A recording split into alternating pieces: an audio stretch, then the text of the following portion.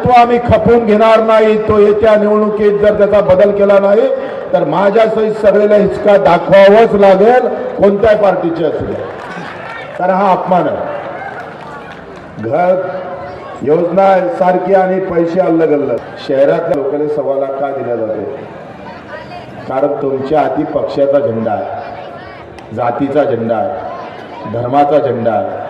आणि राजकारणी लोकांना माहीत आहे का, गावातलं राजकारण गटातटात असतं, त्याच्यानं कमी जास्त केलं तर हे एवढे भयाट उतरे आहे का येले हे समजतच नाही काय आपलं वाईट होऊन राहिलं। आपण यावर थोडंसं पाठी लावणं सुरू केली, 2.5 लाख द्या अशा पाट्या लावणं पडक्या घरावर आपण सुरुवात करून टाकू। आमचं जर मत लागत असेल तर समान न्याय आम्हाला भेटला पाहिजे। मला 2.5 लाख रुपये महिना भेटते, आमदार आहे तो,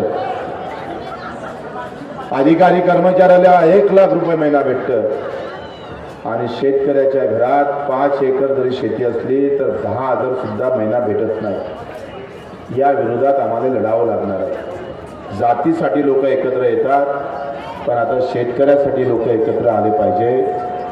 हे काही राजकीय भाषण नाही आहे, पण हे आमच्या हक्काचं आहे, ते सांगितलं पाहिजे।